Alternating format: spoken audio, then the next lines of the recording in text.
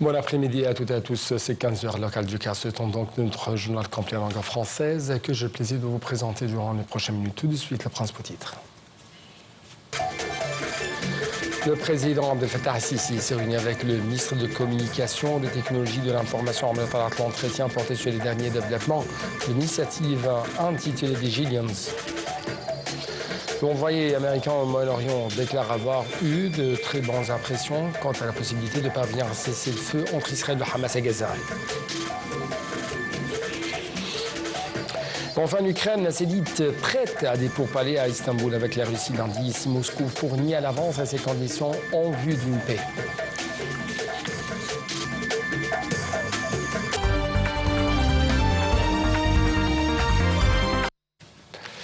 À l'une donc de l'actualité, c'est le président Abdel Fattah al-Sisi qui s'est réuni avec le ministre de Communication, des Technologies de l'Information, Amr Talat, le général Ashraf Salim Zahir, directeur de l'Académie militaire égyptienne. L'entretien porté sur les derniers développements d'initiatives intitulées des Gillians, notamment les préparatifs en vue de son lancement prévu septembre prochain. Le point. Le président Abdel Fattah al-Sisi a examiné lors d'une réunion avec le ministre des Communications et des Technologies de l'Information, Dr Amr Talat, et le général Ashraf Salim Zahir, directeur de l'Académie militaire égyptienne, les derniers développements de l'initiative d'Igilion, notamment les préparatifs en vue de son lancement prévu septembre prochain. À cet effet, une plateforme d'inscription en ligne a été mise en place, tandis que les efforts se poursuivent pour finaliser les aspects technologiques et logistiques nécessaires à la mise en œuvre de cette ambitieuse initiative. Le ministre des Communications a précisé que cette formation est ouverte à tous les jeunes Égyptiens, hommes et femmes, issus de différentes disciplines et de toutes les régions du pays. Le processus de sélection reposera sur les critères objectifs. Le programme comprendra divers niveaux de formation, un diplôme intensif, un diplôme spécialisé, un master professionnel et un master académique. L'ensemble des formations, y compris l'hébergement, la restauration et l'encadrement, sera offert gratuitement. Le Premier ministre Dr Moustapha Madbouli a inauguré aujourd'hui au Nouveau-Caire le siège de l'autorité de la protection des consommateurs. Madbouli était accompagné par des ministres de l'approvisionnement chez Farouk et de l'habitat chez Cherbini, ainsi que par le président de l'autorité de la protection des consommateurs, Ibrahim Seguini. Ce dernier a prononcé une allocution au cours de laquelle il a passé en revue les efforts déployés par cette instance en vue de protéger les consommateurs. Seguini a souligné que l'autorité suivait les prix de produits stratégiques dans les différents gouvernorats. Sur le niveau régional, le chef de la diplomatie égyptienne, Dr Badr Abdelati, s'est entretenu avec son homologue marocain Nasser Bourita à Rabat. Au cours de cette rencontre, Abdelati a remis à son homologue marocain un message de la part du président Abdel Fattah al-Sisi au roi Mohamed VI. Le ministre des Affaires étrangères de l'Égypte a souligné lors de cet entretien l'intérêt qu'accorde l'Égypte au renforcement de ses relations avec le Maroc sur tous les niveaux, aspirant à relancer la coopération entre les deux pays à travers la tenue de haut comité conjoint en Caire. Les deux ministres ont de même échangé les vues concernant nombre de dossiers régionaux, notamment la situation de la bande de Gaza. À cet égard, Abdelati a passé en revue les efforts déployés par l'Égypte en vue de parvenir à un cessez-le-feu dans le secteur. Également, le ministre des Affaires étrangères et de l'immigration, Dr Badr Abdelati, a tenu une réunion avec le ministre de l'Industrie et du Commerce, Riyad Mezour Araba. Dr Abdelati a exprimé son souci de développer les relations bilatérales entre les deux pays frères dans tous les domaines, exprimant ainsi son aspiration à réaliser une intégration commerciale et industrielle qui serve les intérêts de l'Égypte et du Maroc.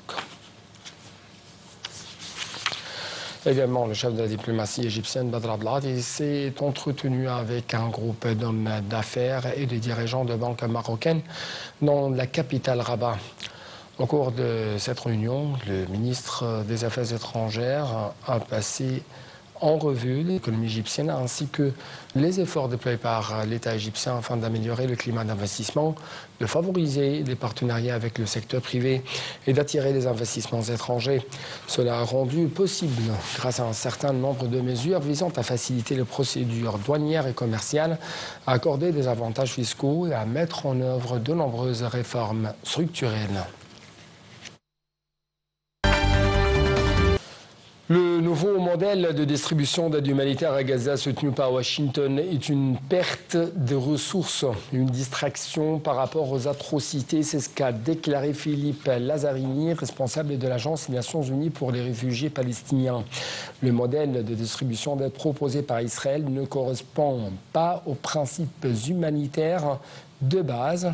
Il privera également une grande partie de Gaza les personnes les plus vulnérables de l'aide dont elles ont désespérément besoin. C'est ce qu'a fustigé M. Lazzarini. Dans la bande de Gaza, les Palestiniens manquent de toute nourriture, eau, carburant, médicaments après plus de 2 mois d'un blocage total de l'aide humanitaire qu'Israël n'a que partiellement levé lundi dernier pour des livraisons compte-gouttes.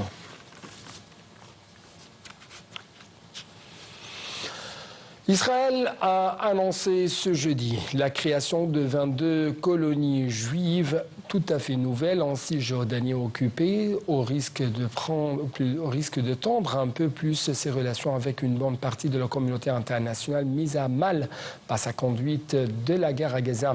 L'ONG israélienne opposée à la colonisation, la paix maintenant, a condamné la décision, estimant que le gouvernement israélien ne cachait plus ses buts d'annexion. La colonisation israélienne est régulièrement dénoncée par l'ONU comme illégale au regard du droit international et comme l'un des principaux obstacles à une solution de paix durable entre Israéliens et Palestiniens, en ce qu'elle empêche la création d'un État palestinien viable. L'Ukraine s'est dite en fait prête mercredi à des pourparlers à Istanbul avec la Russie lundi, si Moscou, à qui revient cette initiative, fournit à l'avance à ces conditions en vue d'une paix pour que la rencontre donne des résultats. Les explications tout de suite.